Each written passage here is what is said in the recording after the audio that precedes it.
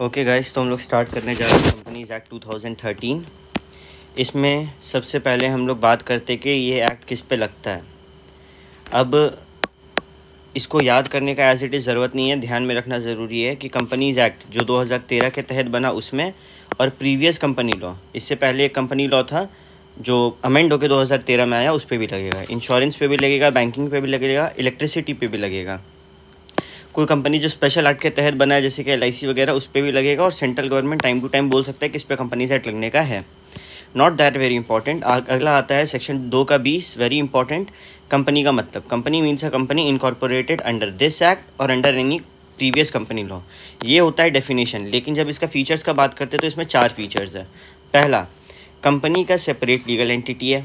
दूसरा, कंपनी चलता जाता है, परपेचुअल सक्सेशन है। तीसरा, कंपनी का लिमिटेड लायबिलिटी है। And fourth, artificial judicial person है। चारों के बारे में डिटेल में बात करते हैं। सबसे पहला था सेपरेट लीगल एंटिटी।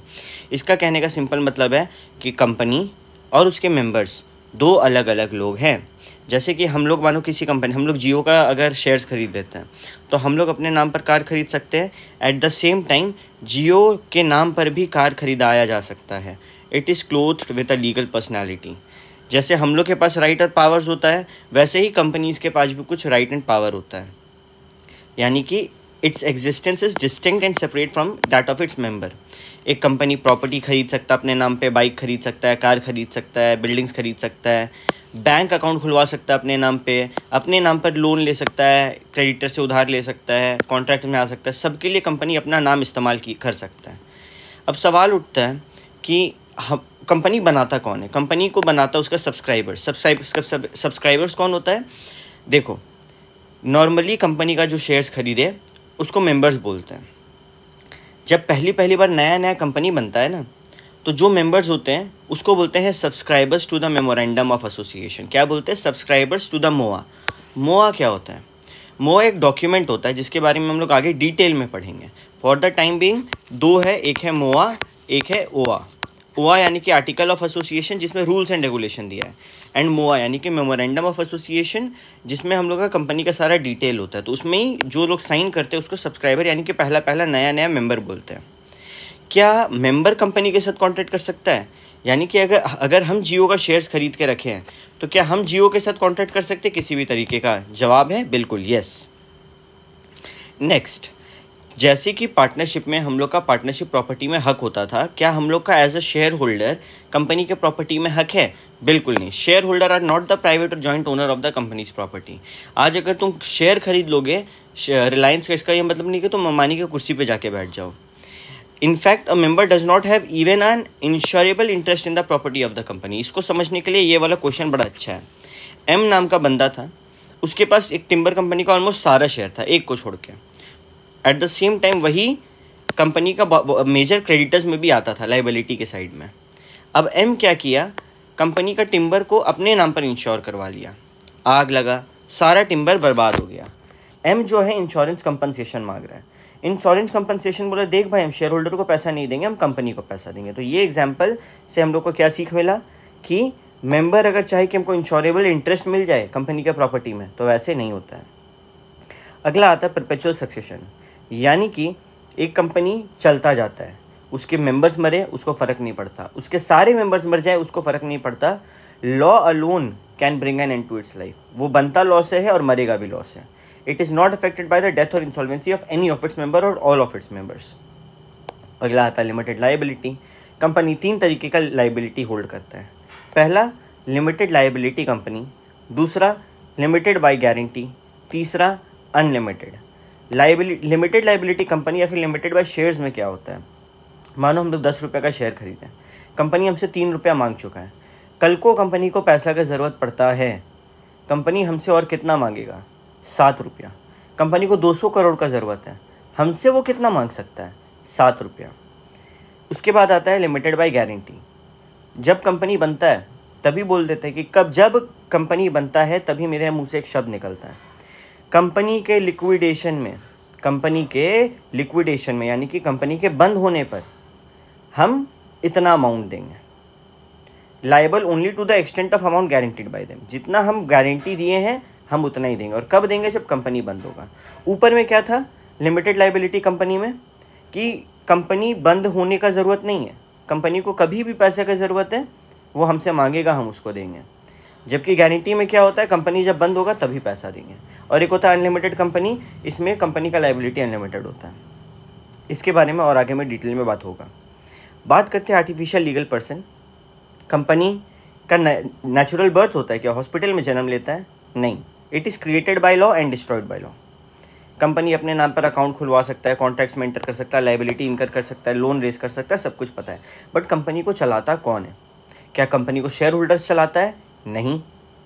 तो शेयर होल्डर्स अपॉइंट करता है डायरेक्टर्स, और वो डायरेक्टर जिम्मेदार होता है कंपनी को चलाने के लिए। याद रहे, हम लोग शेयर होल्डर्स हैं, हम लोग डायरेक्टर्स को नहीं बोलेंगे क्या करना है नहीं करना है, हम लोग उनको अपॉइंट कर दिए, वो लोग एक्सपर्ट है, वो लोग अपने आप कंपनी को चलाएंगे। अगला कॉमन सील। भैया कंपनी अपने नाम पर लोन ले सकता है, प्रॉपर्टी खरीद सकता है। आज अगर हम बाइक खरीदने के लिए जाएंगे तो हमको 50 पेपर में साइन करना होता है, कंपनी साइन कैसे करेगा?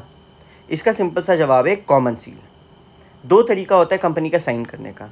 अगर उसका कॉमन सील है, कॉमन सील यानी कि एक स्टैम्प टाइप का चीज़ होता है, वो उसको लगा के अपना ऑफिशियल सिग्नेचर बता सकता है। उसका ऑफिसर, एम्प्लॉय जो भी ऑथोराइज्ड है उसको लगा सकता है। बट ये कंपनी सील ऑप्शनल होता है। तो जिनके पास कंपनी सील नहीं है वो लोग क्या करेंगे, या तो 2 डायरेक्टर साइन करेगा या फिर 1 डायरेक्टर और कंपनी सेक्रेटरी साइन करेगा। आई रिपीट, या तो 2 डायरेक्टर, कंपनी कॉमन सील है, कॉमन सील लगाओ। लेकिन क्योंकि कॉमन सील ऑप्शनल है, बहुत लोग नहीं रखते हैं, वो लोग कैसे डील करेगा कंपनी के नाम पे?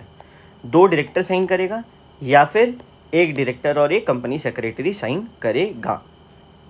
अब आता है corporate wheel theory. Corporate wheel theory क्या बोलता है? कॉर्पोरेट व्हील, व्हील का मतलब होता है पर्दा, ठीक है। तो यहाँ पे समझाया गया कि एक कंपनी और उसके मेंबर्स के बीच में पर्दा होता है। क्या सिखाया गया? कि एक कंपनी एंड उसके मेंबर्स के बीच में पर्दा होता है। मानो ये कंपनी है, ये मेंबर्स हैं, इसके बीच में पर्दा होता है। अब ये पर्दा क्या बतलाता है कि जो कंपनी है वो अलग है और उसका मेंबर अलग है, जो उसको बनाया है वो अलग है। यानी कि कुछ भी, अगर मानो 500 करोड़ का कंपनी का लॉस हुआ, मेंबर सिर्फ अपना लाइबिलिटी लिमिटेड रखेगा। मानो लिमिटेड बाय शेयर्स था, इसके पास 200 करोड़ का शेयर था, तो ये 200 करोड़ रुपया देने के लिए जिम्मेदार है, बाकी 300 कहाँ से आएगा? डजेंट मैटर, वो उधार देने वालों को सोचना चाहिए था, ठीक है। यानी कि लाइबिलिटी इस पर्दा के कारण लाइबिलिटी लिमिटेड होता है। लेकिन कभी कभी ये पर्दा का फ़ायदा उठा के ये लोग जो है बदमाशी करना चाहता है। अब बदमाशी करना चाहता है तो लॉ क्या बोलता है? हम इस पर्दा को उठा देंगे, लिफ्ट कर देंगे कॉर्पोरेट व्हील को, या फिर पियर्स कर देंगे, कॉर्पोरेट व्हील में छेद कर देंगे। इसी को बोलते हैं लिफ्टिंग या फिर पियर्सिंग ऑफ कॉर्पोरेट व्हील। इसका सिंपल मतलब हम लोग को समझ में आ गया कि share holder are protected from the acts of company. Company का जो भी हरकत है शेयर होल्डर को उससे बचाया जाएगा। लेकिन अगर तुम सोच रहे हो कि तुम गेम फ्रॉड करके निकल जाए, ऐसा नहीं होगा। कॉर्पोरेट व्हील कब लिफ्ट होता है? अभी इसका सबसे फेमस केस लॉ है सैलमन वर्सेस सैलमन। यूट्यूब पे सर्च करना सैलमन वर्सेस सैलमन, एक एनिमेटेड वीडियो आएगा, वो देखना, ये पूरा केस स्टडी समझ में आ जाएगा। बड़ा ही आसान है और एग्जाम पॉइंट ऑफ व्यू से इसको याद नहीं करना है, खाली ध्यान में रखना है कि क्या बोला था इसमें, ठीक है। बट मेन सवाल उठता है कॉर्पोरेट व्हील लिफ्ट कब किया जाता है, और इसी में हम लोग ऊपर वाला केस स्टडी का भी थोड़ा थोड़ा ग्लिम्स मिल जाएगा। कॉर्पोरेट व्हील लिफ्ट किया जाता है जब हम लोग को डिसरिगार्ड करना होता है, हम लोग एकदम ना बोलना होता है इन लोग का, मेंबर्स और कंपनी का अलग होने को। सबसे पहला देखो, बेसिकली ये 4-5 केस है, ठीक है, 1 2 3 4 5 केस है जिसमें कॉर्पोरेट व्हील को लिफ्ट किया जाता है। हर केस में एक एग्जाम्पल है, एक कहानी है, एक केस लॉ है और कुछ कीवर्ड्स हैं। पहला, कंपनी का कैरेक्टर को चेक करने के लिए। कैरेक्टर मतलब कंपनी हमारा दोस्त है या फिर दुश्मन है।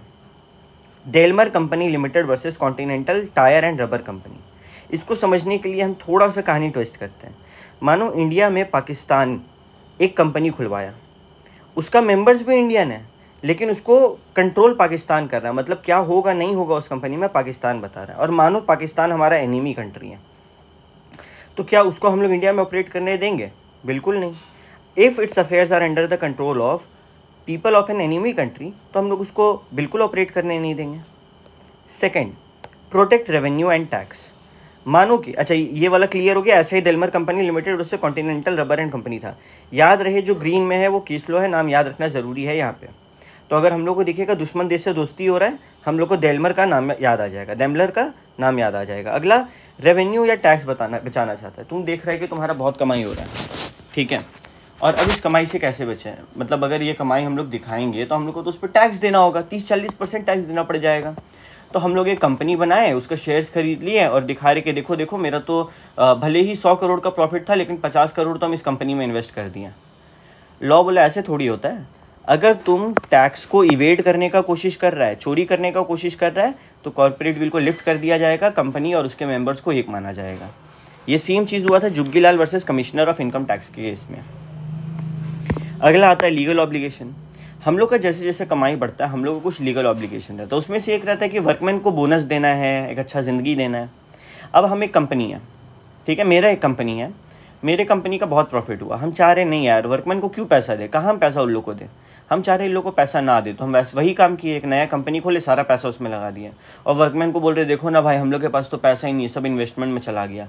लॉ बोलता है नहीं नहीं, ये तुम ना अपना जो जिम्मेदारी है इनको बोनस देने का, उससे बचने का कोशिश कर रहा है।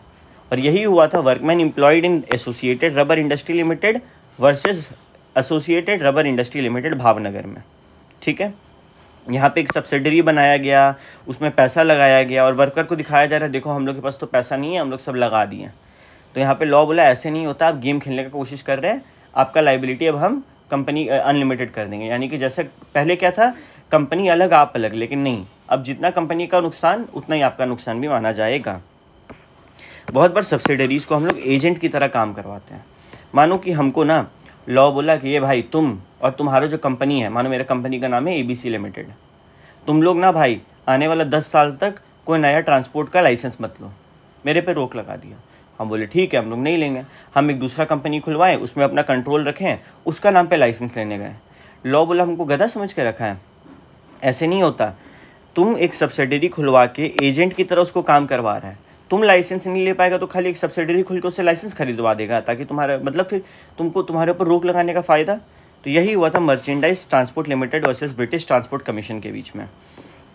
और लास्ट में बहुत बार फ्रॉडुलेंट या फिर इम्प्रॉपर कंडक्ट के लिए कंपनी बनाया जाता है कि भैया चलो ना क्रेडिटर्स को धोखा देते हैं, चलो ना कुछ गलत करते, इलीगल काम करते हैं, वहाँ पे भी कॉर्पोरेट भी लिफ्ट हो जाता है। तो Gilford motor company versus Horne, इसमें सारा केस लॉ ग्रीन वाला याद रखना है, ऊपर का येलो वाला जो पॉइंट है उसको ध्यान में रखना है, और कहानी को याद रखना है, कौन सा कहानी में कौन सा केस लॉ लग रहा है। That's it. इसके साथ हम लोग का कॉर्पोरेट विल कंप्लीट होता है। अब हम लोग पढ़ रहे हैं क्लासेस ऑफ कंपनीज। कंपनी अलग अलग टाइप का होता है, यहाँ पे उसी के बारे में बात किया गया, अलग अलग बेसिस पे बात किया गया। पहला, on the basis of liability. Liability मतलब जिम्मेदारी। 3 टाइप्स ऑफ कंपनी होता है जब लायबिलिटी का बात करें, तो ऊपर तीनों का ग्लिम्स देखे थे। पहला लिमिटेड बाय शेयर, दूसरा लिमिटेड बाय गारंटी एंड तीसरा अनलिमिटेड। लिमिटेड बाय शेयर्स, ये समझो कि मेरे पास 10 रुपया का शेयर, ठीक है, जिसमें से हम 2 रुपया एप्लीकेशन में पे कर दिए हैं, 2 रुपया अलॉटमेंट में पे कर दिए। तो मेरा बचा कितना पे करने का, 6 रुपया। कंपनी का 500 करोड़ का नुकसान हो गया, उसको 500 करोड़ का ज़रूरत है, वो हमसे कितना मांगेगा, 6 रुपया, ठीक है। ये होता है लिमिटेड बाय शेयर्स। जो मेरा अनपेड अमाउंट है, unpaid on the shares held by them, सिर्फ उसका पेमेंट करेंगे। यहाँ पर इस चीज़ का ध्यान रखना है कि मेरा जो सेपरेट प्रॉपर्टी है वो कंपनी का डेट यूज़ करने में नहीं आएगा। मेरा पर्सनल प्रॉपर्टी से कंपनी बोलेगा डेट पे करो, ना ना ना। अगला, शेयर होल्डर इज़ अ को owner of the company. Company का ओनर है लेकिन कंपनी का एसेट्स का ओनर नहीं है। याद करो, अंबानी के रूम में जाके उसका चेयर में नहीं बैठ सकते हम लोग, एसेट्स पे हक नहीं है, हाँ कंपनी पे हक है। आगे बढ़ते हैं, लिमिटेड बाय गारंटी। इसमें क्या होता है ना, देखो ऊपर में शेयर्स में और गारंटी में सबसे बड़ा अंतर है कि हमको कंपनी ज़िंदा है और पैसा की ज़रूरत है। तो शेयर्स में चाहे वो ज़िंदा हो चाहे वो मरने वाला हो, लिक्विडेशन आने वाला हो, उसका हम पैसा मांग सकते हैं। गारंटी में सिर्फ जब कंपनी वुंड अप होगा, जब वो मरने वाला होगा, जब उसको बंद करने वाले होंगे, तब पैसा मांगा जाएगा। क्या पैसा मांगा जाएगा, हम पहले ही गारंटी दे देंगे कि हम इतना % का पेमेंट करने वाले, कंट्रीब्यूट करने वाले हैं assets of the company in the event of being wound up. और जब बंद होगा तब हमसे मांगा जाएगा। तो दोनों में सिमिलैरिटीज़ और डिस्टिंक्शन, ये एग्ज़ाम में क्वेश्चन आता है। तो गारंटी कंपनी, जिसको हम लोग आने वाला टाइम में जीसी से पढ़ेंगे, और शेयर कैपिटल वाला कंपनी जिसको एससी से पढ़ेंगे। इसमें सिमिलैरिटी क्या है? दोनों का लीगल पर्सनैलिटी होता है, दोनों का लाइबिलिटी लिमिटेड होता है। In the latter case, latter मतलब बाद वाला, यानी कि शेयर कैपिटल वाला केस में मेंबर का liability unpaid amount on shares तक लिमिटेड होता है। और दोनों ही मेमोरेंडम, याद करो एक डॉक्यूमेंट जिसमें सारा ज्ञान होता है कंपनी का, उसमें इसका डिटेल होता है। आगे मेमोरेंडम और आर्टिकल डिटेल में है, डरने का बात नहीं है। अगला आता है डिस्टिंक्शन, दोनों में अलग क्या है? फॉर्मर वाला केस में, फॉर्मर यानी कि पहले वाला, गारंटी कंपनी का केस में जैसे बंद होना शुरू होगा कंपनी, वाइंडिंग अप शुरू होगा, वैसे पैसा मांगा जाएगा। लेकिन लेटर वाले के केस में कभी भी पैसा मांगा जा सकता है। तो ध्यान रहे, अगर हमको एक ऐसा कंपनी का ज़रूरत है जिसमें मेरे को वर्किंग कैपिटल का ज़रूरत नहीं है, मतलब पैसा का ज़रूरत तब होगा जब कंपनी बंद होने वाला है, तभी हम गारंटी कंपनी प्रेफर करेंगे। नहीं तो अगर ऑब्वियसली कंपनी को चलने के लिए कुछ पैसा का ज़रूरत है ना, सामान खरीदने के लिए, ये काम करने के लिए, वो काम करने के लिए, तो अक्सर शेयर कैपिटल लिया जाता है। लेकिन कोई कंपनी जिसमें जब बंद होगा तभी पैसा का ज़रूरत पड़ेगा, तो गारंटी कंपनी लिया जाता है। अगला अनलिमिटेड कंपनी, जहाँ पे मेंबर्स का लाइबिलिटी अनलिमिटेड होता है और उसका लाइबिलिटी तभी ख़त्म होगा जब वो मेंबर्स होने से बंद हो जाएगा, यानी कि लाइबिलिटी पे लिमिट नहीं है। लाइबिलिटी कब ख़त्म होगा? When he ceases to be a member, member नहीं जब से तब से। Liability is not unlimited till the company is not wound up, जब तक कंपनी बंद नहीं होगा तब तक मेरा लाइबिलिटी अनलिमिटेड नहीं है। जब कंपनी बंद होने वाला होगा तभी मेरा लाइबिलिटी अनलिमिटेड होगा और मेरे से पैसा मांगा जाएगा। और हर मेंबर का लाइबिलिटी अनलिमिटेड है। मानो एक बार के लिए हम सारा पेमेंट कर दिए, 200 करोड़ का पेमेंट हम अपना कर दिए खुद का जेब से, हम बाकियों से भी वो पैसा उनका अपना हिस्सा मांग सकते हैं। अगला आता है ओपीसी 2 का 62, 262। ओपीसी क्या होता है? वन मैन आर्मी होता है, एक लौता बंदा होता है, वही कंपनी चला रहा है, सब कुछ वही कर रहा है। छोटा मोटा कंपनीज ओपीसी के नाम पर खुलता है। ये एंटरप्रेन्योरशिप और कॉर्पोरेटाइजेशन को बढ़ावा देने के लिए किया गया है कि ज़्यादा से ज़्यादा कंपनीज खुले। ओपीसी में भी कंपनी अलग और मेंबर अलग होता है। एंड यहाँ पर ये और सोल प्रोप्राइटरशिप में एक बहुत बड़ा अंतर है। सोल प्रोप्राइटरशिप मतलब मेरा दुकान में आज 500 करोड़ का नुकसान होगा अगर, तो पूरा मेरे को जेब से भरना होगा। ओपीसी के केस में मेरा जितना जिम्मेदारी है, जितना लाइबिलिटी ऊपर में पढ़े ना 3 टाइप्स ऑफ लाइबिलिटी, जो वाला लाइबिलिटी हम लेकर रखें हम सिर्फ उतना का पैसा भरेंगे। OPC is a type of private company. यहीं पे एक और बात बता दे रहे हैं, small company is also a type of private company. तो प्राइवेट कंपनी दो टाइप का होता है, ओपीसी भी होता है, स्मॉल भी होता है। एक लौता मेंबर होता है, मिनिमम पेड अप कैपिटल कहीं भी नहीं दिया हुआ है, कहीं भी कोई लिमिट नहीं दिया हुआ है, चाहे ओपीसी हो, प्राइवेट हो, पब्लिक हो, कहीं भी नहीं दिया हुआ है। अब ओपीसी का जो मेमोरेंडम होता है ना, जो डॉक्यूमेंट होता है, उसमें एक नॉमिनी का नाम दिया जाता है कि कल को अगर सब्सक्राइबर का डेथ हो जाए या फिर वो इंसॉल्वेंट हो जाए या फिर वो इनकेपेबल हो जाए, अनसाउंड माइंड का हो जाए, तो ये कंपनी किसके पास जाएगा? वो नॉमिनी का कंसेंट लिया जाता है लिखित में कि हाँ भाई तुमको नॉमिनी बना रहे, तुम साइन करके दे दो। क्या वो नॉमिनी अपना कंसेंट बाद में विड्रॉ कर सकता है? हाँ, वो नॉमिनी अपना कंसेंट बाद में विड्रॉ कर सकता है। जो ओपीसी का मेंबर है, क्या वो नॉमिनी का नाम चेंज कर सकता है? हाँ, वो रजिस्ट्रार को नोटिस देके नॉमिनी का नाम चेंज कर सकता है। अगर वो नॉमिनी का नाम चेंज कर रहा है तो ये ऑल्टरेशन ऑफ मोआ माना जाएगा क्या? नहीं। अगेन बात, जहाँ पे मोआ देख रहा है डरने का ज़रूरत नहीं है, आगे पूरा क्लैरिटी मिल जाएगा। अलग से एक वीडियो बना हुआ है इसके ऊपर जो इसी चीज़ के बारे में बताया गया है और वेरी इंपॉर्टेंट है। ठीक है, अब अगर आपको नॉमिनी बनना है या फिर आपको ओपीसी खोलना है, आपको नेचुरल पर्सन होना ज़रूरी है, आपको इंडियन सिटीज़न होना ज़रूरी है, इंडियन रेसिडेंट होना ज़रूरी है, यानी कि इंडिया में कम से कम 120 दिन रहना ज़रूरी है, तभी आप ओपीसी खोल सकते हैं या फिर नॉमिनी बन सकते हैं। एक बंदा एक से ज़्यादा ओपीसी खोल सकता है? नहीं। एक बंदा एक से ज़्यादा ओपीसी में नॉमिनी बन सकता है क्या? नहीं। क्या एक माइनर ओपीसी खोल सकता है? नहीं। क्या वो बेनिफिशियल इंटरेस्ट में शेयर होल्ड कर सकता है? नहीं। ओपीसी के केस में माइनर बेनिफिशियल इंटरेस्ट भी होल्ड नहीं कर सकता है। बिल्कुल गलत। माइनर बेनिफिशियल इंटरेस्ट चाहे कहीं भी हो, ही कैन होल्ड। याद रखना, प्लीज़ प्लीज़ प्लीज़ याद रखना, ठीक है? कहीं भी हो, he can hold beneficial interest. ठीक है, next, such company can not be converted into a section 8 company. क्या एक ओपीसी एनपीओ में बदल सकता है? कभी नहीं। लेकिन हाँ, प्राइवेट पब्लिक में बदल सकता है। क्या ये एनबीएफसी वाला काम कर सकता है? मतलब बैंक नहीं है लेकिन बैंक वाला काम करना, डिपॉजिट लेना, लोन देना, ना नहीं कर सकता। अगर ओपीसी कोई भी गलती करता है तो उस पर फाइन लगता है 10,000 रुपया एंड 1,000 रुपया पर दिन के हिसाब से, जितना दिन वो लेट करेगा। ठीक है, अब आते हैं आगे प्राइवेट कंपनी 2 का 68। बच्चा लोग को इसको याद करने में बहुत दिक्कत होता है और हम लोग इसको आराम से याद करेंगे। सबसे पहले प्राइवेट कंपनी क्या होता है? लॉ बोलता है जिसका minimum paid up share capital as may be prescribed. कोई प्रिस्क्रिप्शन नहीं है लेकिन डेफिनेशन में ये बात बोला गया है। मेन बात आता है यहाँ से, and by which it's articles, and which bye it's articles. Articles मतलब जहाँ रूल्स एंड रेगुलेशन है। तो सबसे पहला बात, जैसे कि हम लोग देखते हैं रिलायंस लिमिटेड का शेयर स्टॉक एक्सचेंज में दिख रहा है, एमआरएफ का शेयर स्टॉक एक्सचेंज में दिख रहा है। क्या प्राइवेट कंपनी अपना शेयर स्टॉक एक्सचेंज में बेच सकता है? नहीं। यहाँ पे रिस्ट्रिक्ट कर दिया राइट ऑफ ट्रांसफ़र, यानी कि शेयर आसानी से ट्रांसफ़र नहीं हो सकता है निफ्टी, सेंसेक्स, ये सब में। इसका ट्रांसफ़र होने का अलग प्रोसीजर है। इसका ट्रांसफ़र इतना आसान नहीं है कि पब्लिक को दे दे आराम से। दूसरा इंपॉर्टेंट बात, ओपीसी के अलावा बाकी सब जगह मैक्सिमम नंबर ऑफ पार्टनर्स के मेंबर्स कितने होंगे? 200। ओपीसी में मैक्सिमम नंबर ऑफ मेंबर्स कितने होते हैं? 1, और बाकी में 200। पहला दो बात, शेयर्स ऐसे ही ट्रांसफ़र नहीं कर सकते हैं। दूसरा, ओपीसी में मैक्सिमम, ओपीसी के अलावा बाकी में मैक्सिमम 200 होंगे। तीसरा, जैसे हम लोग लोगों को बुलाते हैं ना, आओ मेरा शेयर्स खरीदो, इनवाइट करते हैं पब्लिक को कि वो सब्सक्राइब करे शेयर्स में, प्राइवेट कंपनी में ये चीज़ प्रोहिबिट कर दिया गया, बंद कर दिया गया। Prohibit any invitation to the public to subscribe. 3 बातें।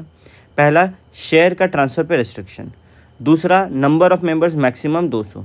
तीसरा, इन्विटेशन टू पब्लिक का प्रोहिबिशन। अब आते हैं, 2 और मोर पर्सन अगर जॉइंटली शेयर होल्ड कर रहा है, मानो ए और बी मिलकर शेयर होल्ड कर रहे हैं, एक शेयर होल्ड कर रहे हैं, तो उसको कितना मेंबर गिनेंगे? 1 मेंबर गिना जाएगा। जॉइंट शेयर होल्डर्स को सिंगल मेंबर गिना जाता है। ए बी सी होल्ड मिलकर एक शेयर होल्ड कर रहे हैं, उसको भी 1 गिना जाएगा। ये पॉइंट क्लियर। अब दूसरा इंपॉर्टेंट पॉइंट जहाँ पे बच्चा लोग डरता है, बोला कि कुछ लोग ये 200 का मैक्सिमम लिमिट में गिनती में नहीं आएगा। कुछ लोग 200 का लिमिट में नहीं आएगा। सिंपल एक लाइन में कहानी बताएं।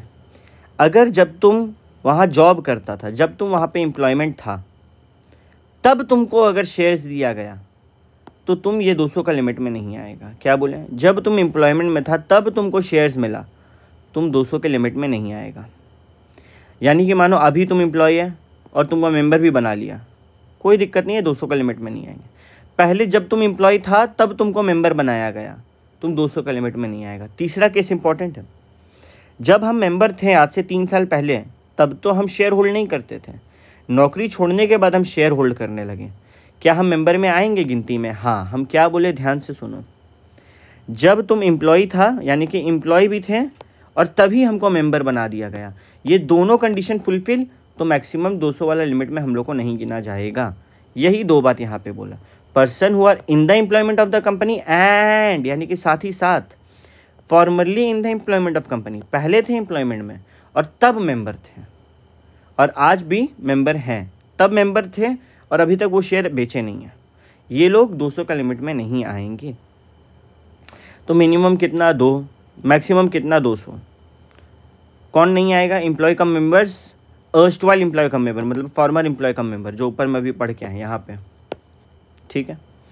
शेयर ट्रांसफ़र नहीं कर सकता है, प्रोस्पेक्टस वगैरह इशू नहीं कर सकता है, लोगों को प्रोस्पेक्टस मतलब एक डॉक्यूमेंट नहीं दे सकता है कि आओ आओ मेरे से शेयर खरीदो। स्मॉल कंपनी और ओपीसी दोनों ही टाइप ऑफ प्राइवेट कंपनी होता है। अब स्मॉल कंपनी क्या होता है, ये भी इंपॉर्टेंट है, अमेंडमेंट है इसमें। 2 का 85, स्मॉल कंपनी यानी कि छोटा मोटा कंपनी, यानी कि कैपिटल 4 करोड़ या फिर उससे कम है, टर्नओवर 40 करोड़ या फिर उससे कम है। ये अमेंडमेंट आपका नवंबर 2023 एंड जून 2023 एग्जामिनेशन के लिए वैलिड है, तो अपना बुक में इसका अमेंडमेंट कर लेना। क्या बोल रहा है? कैपिटल 4 करोड़ या फिर उससे कम है और टर्नओवर 40 करोड़ या फिर उससे कम है। अब यहाँ पे जब इंग्लिश पढ़ते तो बच्चा लोग कंफ्यूज होता है, ये क्या मतलब है भैया, शैल not be more than 10 crore. देखो, लॉ बोला कि आज लिमिट 4 करोड़ और 40 करोड़ है, ये 4 करोड़ को बढ़ा सकते हैं हम, लेकिन कब तक? 10 करोड़ तक। सरकार इस 4 करोड़ का लिमिट को बढ़ा सकता है, लेकिन कब तक? 10 करोड़ तक। ये टर्नओवर का लिमिट 40 करोड़ को बढ़ाया जा सकता है, लेकिन कब तक? 100 करोड़ तक। अभी लिमिट क्या है? 4 crore 40 crore, which shall not be more than 10 crore. यानी कि कैपिटल बढ़ा के लिमिट 10 करोड़ तक ही किया जा सकता है, उससे ज़्यादा तो स्मॉल कंपनी में कभी नहीं हो सकता है। ठीक है, तो ये अभी का लिमिट है, और ये मैक्सिमम जितना सरकार बढ़ा सकता है उसके बारे में बताया है। बोला 3 ऐसा कंपनी है जो कभी भी स्मॉल कंपनी नहीं कहलाता है। पहला, होल्डिंग और सब्सिडरी अगर किसी का भी, तुम स्मॉल नहीं हो सकता है। दूसरा, सेक्शन 8 एनपीओ है तो स्मॉल नहीं हो सकता। तीसरा है स्पेशल एक्ट, मानो इंश्योरेंस एक्ट के तहत तुम बना तो तुम स्मॉल कंपनी नहीं हो सकता है। स्मॉल कंपनी प्राइवेट कंपनी होता है, कैपिटल 4 करोड़ या फिर उससे कम, टर्नओवर 40 करोड़ या फिर उससे कम। सेक्शन 8 कंपनी है, होल्डिंग सब्सिडरी है तो तुम स्मॉल कंपनी नहीं माना जाएगा। स्पेशल एक्ट के तहत बना स्मॉल कंपनी नहीं माना जाएगा। रिविजन भी हो गया। पब्लिक कंपनी 2 का 71, कितना फनी डेफिनेशन है। Which is not a private company and has a minimum paid up share capital as may be prescribe. इसका मतलब क्या हुआ? सिंपल वर्ड में, पब्लिक कंपनी वो कंपनी जो प्राइवेट कंपनी नहीं है। अच्छा, एक बात को यहाँ पे ध्यान में रखना है। मानो रिलायंस लिमिटेड एक पब्लिक कंपनी है और इसका एक प्राइवेट कंपनी बे कंट्रोल है, एक्स प्राइवेट लिमिटेड। लॉ बोलता है इसके लिए ये याद रखना कि subsidiary of a public company is also deemed to be a public company. भले ही ये कंपनी प्राइवेट है, आर्टिकल ऑफ एसोसिएशन में इसका दिखा रही है प्राइवेट कंपनी है रूल्स एंड रेगुलेशन में, लेकिन क्योंकि ये एक पब्लिक का सब्सिडरी है तो इसको भी पब्लिक माना जाएगा। इसका शेयर आराम से मार्केट में ट्रैवल कर सकता है, फ्रीली ट्रांसफरेबल है। इसमें मिनिमम नंबर ऑफ मेंबर 7, यहाँ पे मिनिमम कितना? 7। ऊपर में प्राइवेट में कितना था? 2, ओपीसी में 1। मैक्सिमम यहाँ पे कोई लिमिट नहीं है। प्राइवेट में कितना था? 200, ओपीसी में 1। और ये लाइन है, पब्लिक का सब्सिडरी भी पब्लिक माना जाता है। अब बात करते हैं कंट्रोल के बेसिस पे कैसे बांटा जाए। देखो, एक होता है होल्डिंग, एक होता है सब्सिडरी। बेसिकली 2 चीज़ को यहाँ पे ध्यान में रखना है। एक्स लिमिटेड मानो एक कंपनी है, कब माना जाएगा कि वो ए लिमिटेड पे होल्ड कर रहा है? कब हम बोलेंगे कि एक्स लिमिटेड होल्डिंग है और ए लिमिटेड सब्सिडरी है? ऐसा हम कब बोल सकते हैं? 2 केस में। पहला केस, ए लिमिटेड कौन चलाता है? भैया आप बोले थे कि कंपनी शेयर होल्डर नहीं चलाता है, कंपनी बोर्ड ऑफ डायरेक्टर चलाता है। मानो इसका 3 board of director, x limited जो बोलेगा वही करेगा, 3 बोर्ड ऑफ डायरेक्टर वही करेगा, तो मेजॉरिटी डिसीजन तो उसी से लिया जाएगा। यानी कि इस कंपनी को ओन कंट्रोल कर रहा है इनडायरेक्टली कौन? X limited. इसका बोर्ड ऑफ डायरेक्टर को कौन कंट्रोल कर रहा है? एक्स लिमिटेड, तो माना जाएगा ये इसका होल्डिंग है। सेकेंड पॉइंट, मान लो मोर देन 50%, यानी कि 51% या फिर उससे ज़्यादा का टोटल वोटिंग पावर है। यानी कि कल को कोई, ये लोग वोटिंग पावर इसके हाथ में, मतलब डायरेक्टर भी ये लोग अपॉइंट कर सकता है। टोटल वोटिंग पावर इसके पास 50% से ज़्यादा है, तब एक्स को होल्डिंग और वाई को ए को सब्सिडरी माना जाएगा। देखो यहाँ पे 2 पॉइंट है। पहला, कंट्रोल करता है बोर्ड ऑफ डायरेक्टर को। दूसरा, more than 1/2 of total voting power को ओन करता है। यहाँ पे बोला गया कि shall not have layer of subsidiaries, यानी कि लॉ बोलता है तुम 2 लेयर ऑफ सब्सिडरी खोल सकता है। एक्स का ए है, ए का सी है, बस। इसके बारे में आगे तुम लोग फ्यूचर लेवल्स में और पढ़ेगा। 3 क्वेश्चन है, इसी से हम लोग 3 पॉइंट सीखेंगे। पहला, अगर ए बी का सब्सिडरी है, इसका मतलब क्या? यानी कि बी ए का बोर्ड ऑफ डायरेक्टर्स को होल्ड, मतलब कंट्रोल करता होगा, या फिर 50% से ज़्यादा शेयर कैपिटल होल्ड करता होगा। एक बात यहाँ पे समझाया गया कि मानो ए का सब्सिडरी बी, बी का सब्सिडरी सी, तो माना जाएगा कि सी ए का भी सब्सिडरी है। मेरा बी में कंट्रोल है, बी का कंट्रोल सी पे है, तो इनडायरेक्टली हम तो सी पे भी कंट्रोल रख सकते हैं। यहाँ पे यही बात बोला गया। अच्छा, बोला गया प्राइवेट कंपनी जो कि पब्लिक कंपनी का सब्सिडरी है, उसको पब्लिक कंपनी ही माना जाएगा, जैसा हम लोग ऊपर में पढ़े। एसोसिएट कंपनी क्या?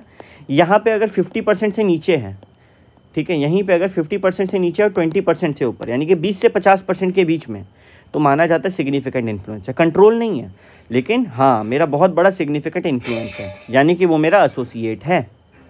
Minimum 20%, maximum 50%। जब शेयर कैपिटल का बात हो रहा है तो इक्विटी और कन्वर्टिबल प्रेफरेंस शेयर कैपिटल दोनों आता है।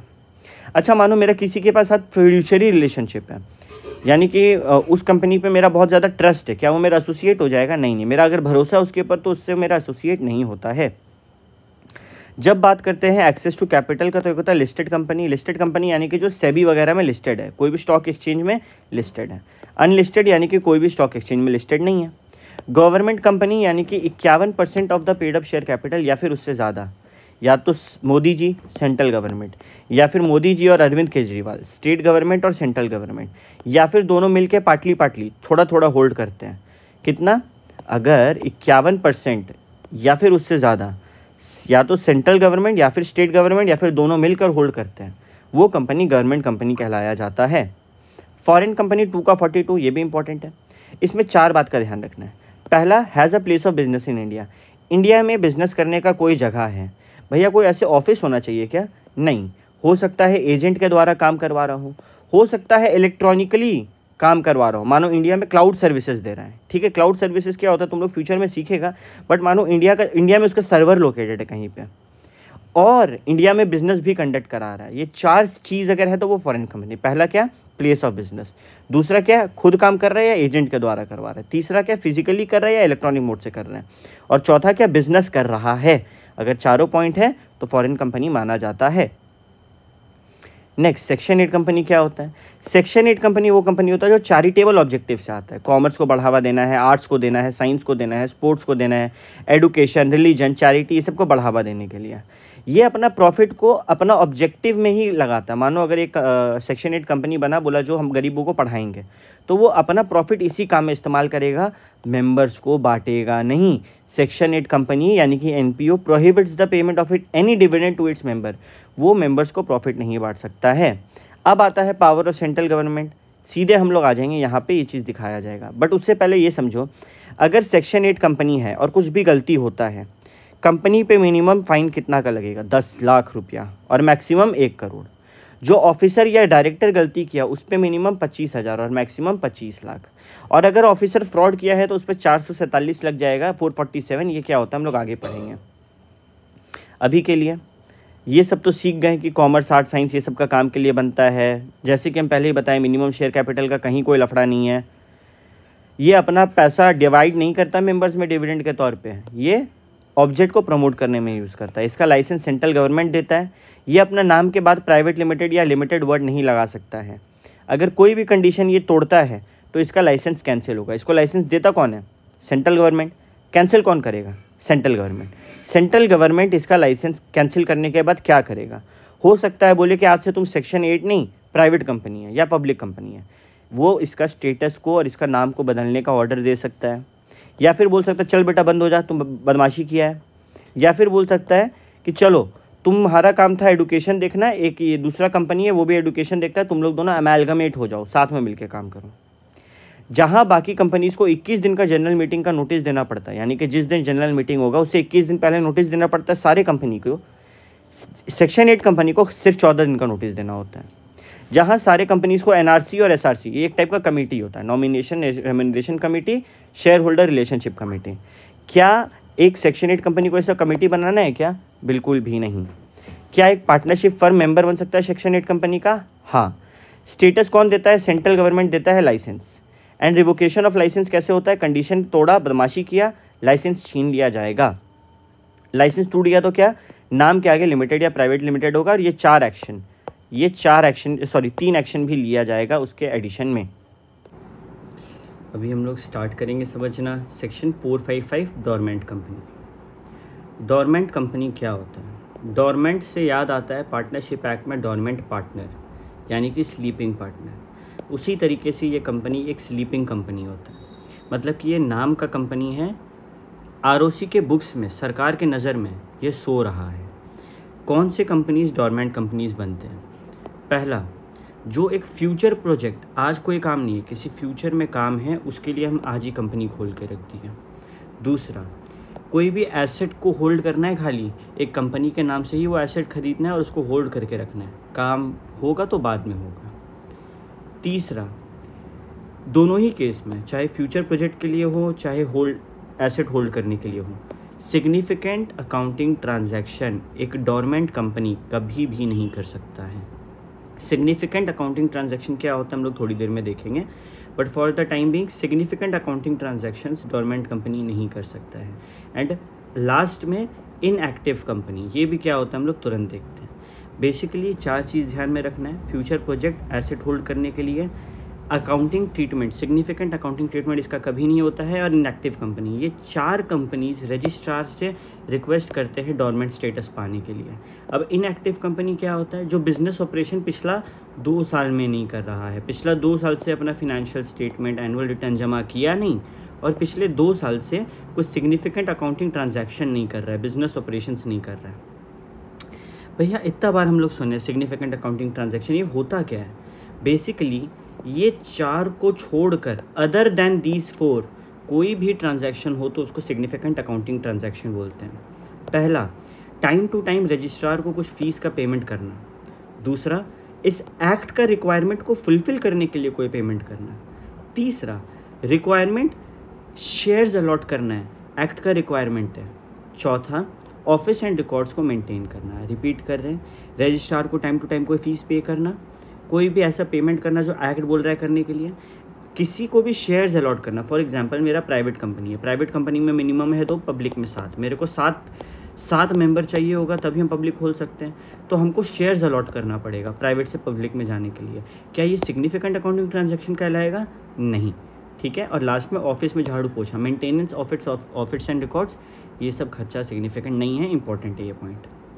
नेक्स्ट, निधि कंपनी सेंट्रल गवर्नमेंट बनाता है, सिलेबस के लिए इतना ही इंपॉर्टेंट है, इतना ही ध्यान रखो। फ्यूचर में निधि कंपनी के बारे में हम लोग और पढ़ने वाले हैं। PFI, public financial institutions, public से पैसा लेता है ये लोग, और पब्लिक से पैसा लेके उनको कोई सर्विसेज देता है और उनका पैसा को कहीं लगा के उसका रिटर्न ज़्यादा करके देता है। बेसिकली यही काम होता है इनका, जैसे कि LIC, IDFC, UTI, central government time to time notify करता है किसको PFI बोलना है, तो ये सब PFIs होते हैं। अगला, PFI बनने के लिए क्या ज़रूरी है? पहला, कोई सेंट्रल या स्टेट एक्ट के तहत एक PFI बना, जैसे कि LIC, ये सेंट्रल या स्टेट एक्ट के तहत बना है। और अगला दूसरा पॉइंट, कम से कम 51% capital, paid up share capital, PUSC, 51% PUSC central government, state government या फिर दोनों मिलकर ओन कर रही है। ये किसका डेफिनेशन है भैया? ये तो गवर्नमेंट कंपनी का डेफिनेशन है। यानी कि अगर कोई गवर्नमेंट कंपनी है या फिर स्टेट और सेंट्रल एक्ट के तहत बना है तो वो PFI घोषित किया जा सकता है। क्या कोई प्राइवेट कंपनी PFI घोषित किया जा सकता है? नहीं, गवर्नमेंट कंपनी किया जा सकता है। ठीक है, ओके।